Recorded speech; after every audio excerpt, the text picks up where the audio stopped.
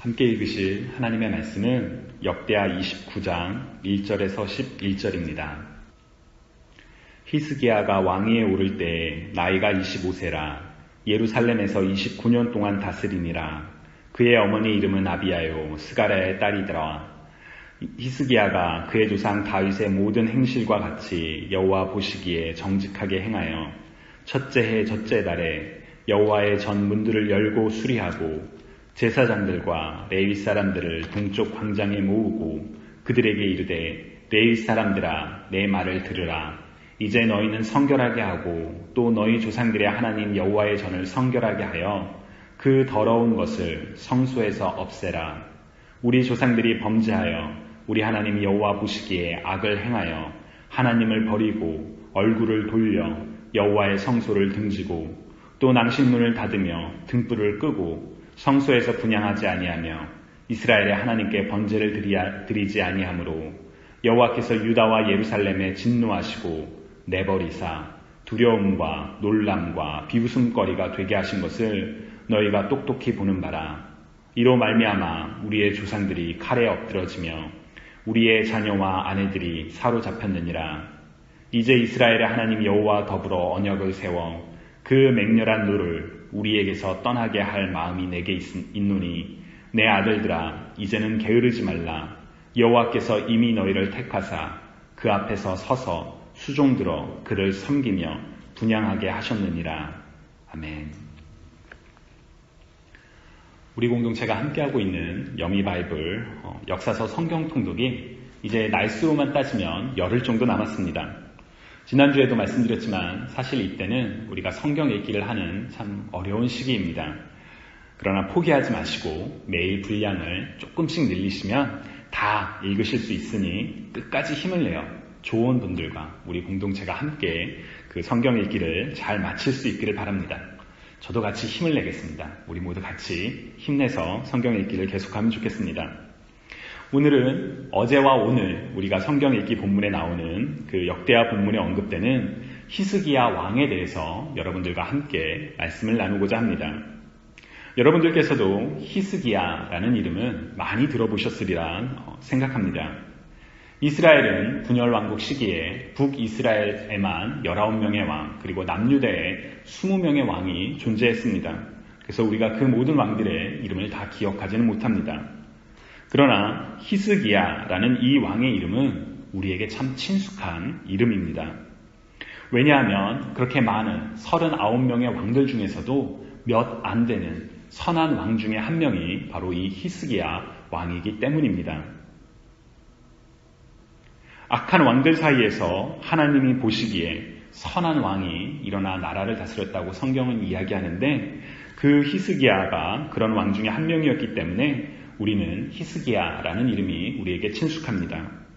또한 히스기야 왕을 우리가 다른 왕들보다 더 잘 기억할 수 있는 이유 중에 하나는 이 히스기야 왕에 대한 성경의 기록이 역대하뿐만 아니라 열왕기 하 그리고 이사야서에서도 적지 않은 분량으로 기록되어 있기 때문입니다.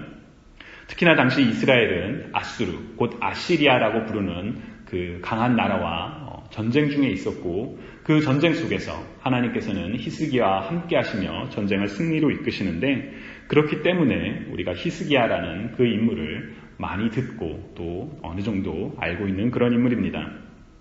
그런데 이 친숙함은 지난번에도 말씀드렸던 것처럼 우리에게 가시가 될 수 있습니다.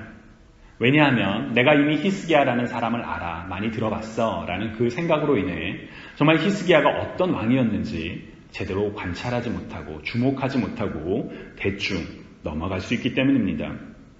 여러분 혹시 어제와 오늘 역대하 성경을 읽으시면서 그 전에 읽었던 열왕기하 하에 언급됐던 히스기야와 다른 점을 혹시 발견해 보셨는지요? 며칠 전에 저희 조원 한 분이 아비야 왕이 열왕기 상에 기록되어 있는 악한 왕의 모습이었는데 왜 역대하에는 그런 이야기가 빠지고 오히려 긍정적인 면이 부각되고 있냐라는 그런 질문을 주신 적이 있습니다.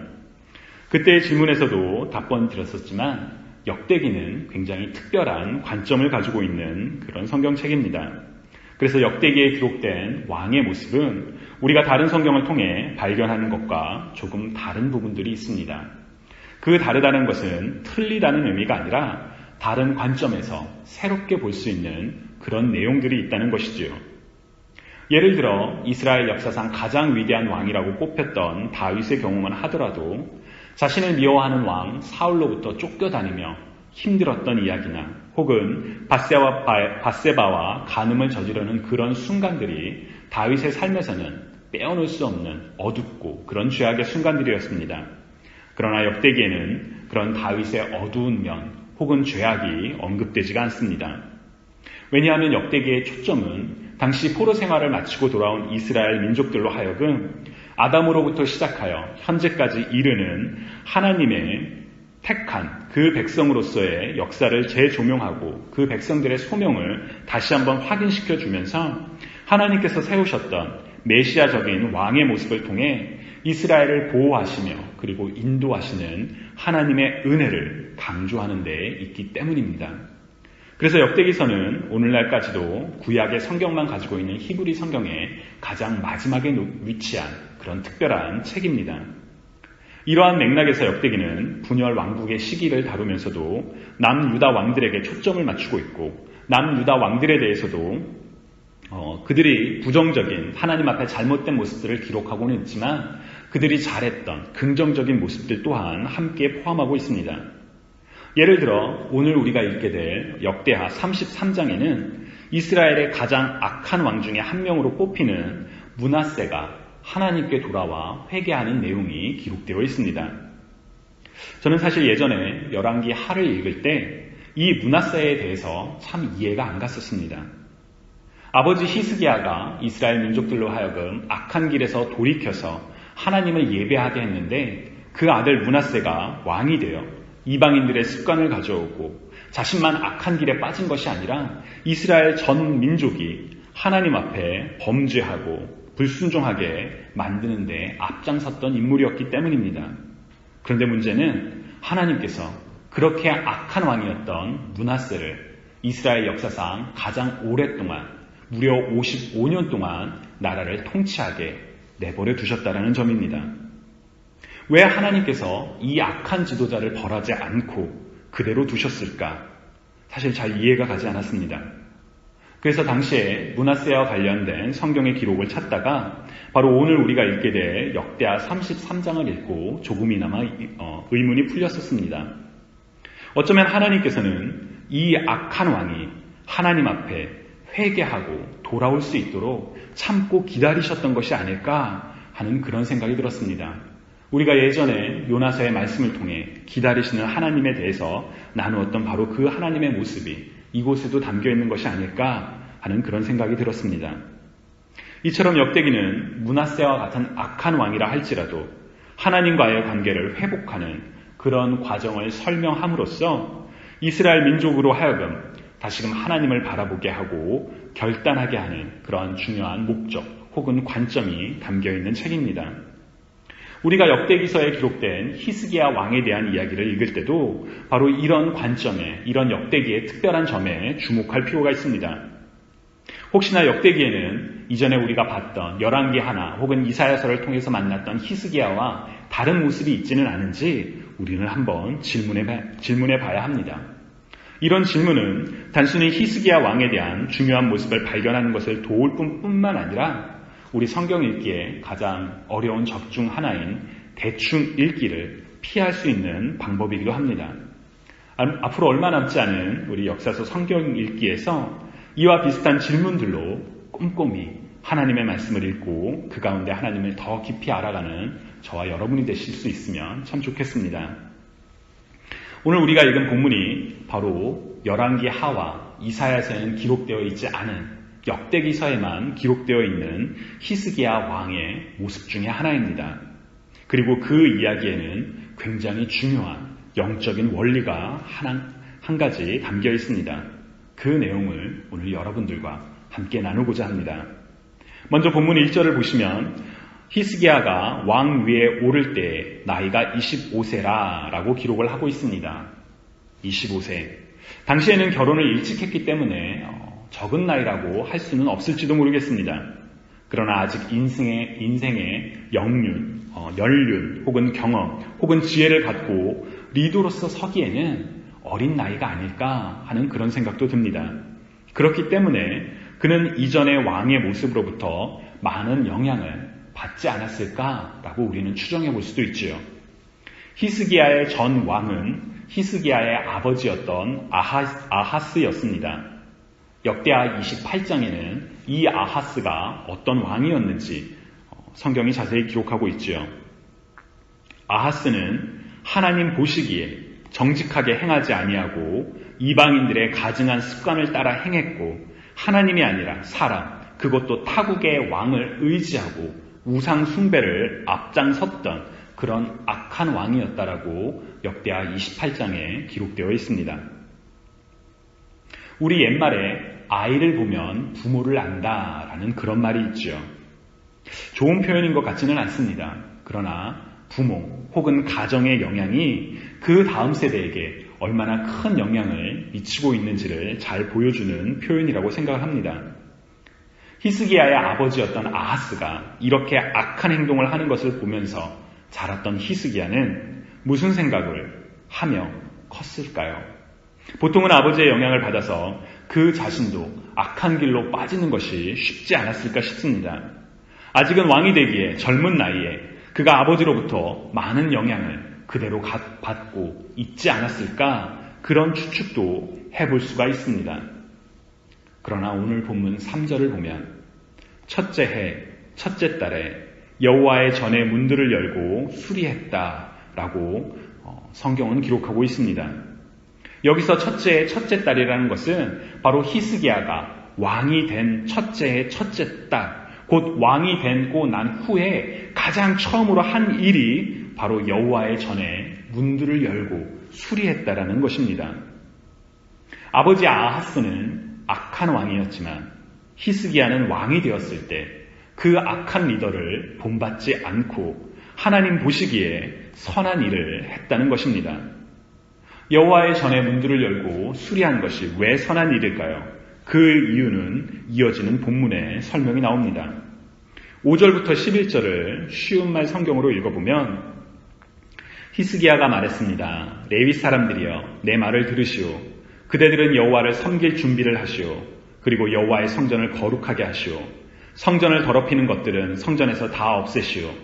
우리 조상들은 하나님께 복종하지 않았고 여호와께서 보시기에 악한 일을 했소. 그들은 여호와를 저버렸소. 그들은 여호와께서 계시는 성전에서 예배드리는 일을 멈추고 여호와를 배반했소. 그들은 성전 현관 문들을 닫아버리고 등불도 꺼버렸소.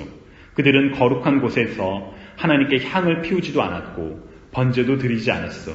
그래서 여호와께서 유다와 예루살렘의 백성에게 크게 노하시고 그들에게 벌을 내리신 것이요. 여호와께서 유다와 예루살렘에 하신 일들을 보고 다른 백성들까지 놀라고 두려워했소. 다른 백성들은 유다 백성을 조롱했소. 내 말이 참이라는 것을 그대들도 알 것이요. 우리 조상들이 전쟁에서 죽임을 당한 것도 다 그 때문이요. 우리의 아들과 딸과 아내가 포로로 사로잡혀간 것도 다 그 때문이요. 이제 나 히스기야는 이스라엘의 하나님 여호와의 언약을 맺기로 다짐했소. 그러면 여호와께서 더 이상 우리에게 노하시지 않을 것이요. 그대들이여 이제는 시간을 낭비하지 마시오. 여호와께서 그대들을 뽑아 여호와를 섬기게 하셨으니 그대들은 여호와를 섬기고 여호와께 향을 피워 드려야 하오. 아멘. 히스기야는 왜 이스라엘이, 왜 유대가, 왜 예루살렘이 어려움을 겪게 되었는지 그 원인을 분명하게 이야기를 합니다. 그것은 하나님 앞에서 순종하지 아니하고 하나님을 예배하지 않았기 때문이라는 것이지요. 하나님을 예배하지 않다 보니 성전문이 닫혀져 버렸고 그리고 버려진 채 망가졌던 그런 상황이었습니다. 그래서 히스기야는 왕이 되었을 때, 민족의 지도자가 되었을 때 제일 먼저 하나님을 예배하기 위해서 성전의 성전을 고쳤습니다. 이어지는 내용을 보면 성전의 문만을 고친 것이 아니라 하나님께 예배를 드리기 위한 모든 준비를 앞장서서 해왔습니다. 그리고 또 성경은 예배가 사라진 그 땅에서 영적으로 무너져 내린 바로 그곳에서 하나님을 예배하는 일이 시작되었고 하나님께서는 이 모든 일들이 잘 되도록 예비하셨다라고 성경은 분명하게 기록하고 있습니다. 왜 히스기야가 선한 왕 중에 그 많고도 많은 악한 왕들 사이에서 선한 왕 중에 한 명으로 기록될 수 있었을까요? 아니 어떻게 그런 악한 아버지 밑에서 자라났으면서도 하나님을 바라보는 왕으로서 자신의 역할을 분명하게 행할 수 있었을까요? 저는 그 시작이 그가 바로 예배를 회복하는 일에 앞장섰기 때문이라고 믿습니다. 그리고 그 예배의 회복은 악한 지도자로 인해 피폐해있던 당시의 유다뿐만 아니라 오늘 우리에게도 여전히 필요한 일 중에 하나입니다. 예배의 회복을 이야기하는 것은 사실 부담스러운 주제입니다. 매 주일마다 예배를 드리고 있고 주중에도 모여서 예배를 드리고 있는데 예배의 회복이라니 그럼 우리의 예배가 문제가 있다는 것이냐라고 오해하는 사람들이 있을 수 있기 때문입니다. 그러나 여러분, 예배의 회복이라는 그 내용을 다른 누군가를 향해서 묻지 마시고 자기 자신에게 한번 물어보시면 좋겠습니다. 나는 하나님이 기뻐하시는 예배를 드리고 있는가? 아니면 그냥 형식에 빠져서 혹은 내가 직분자니까 매너리즘에 빠져서 예배를 드리고 있지 않은가? 한번 물어보시기 바랍니다.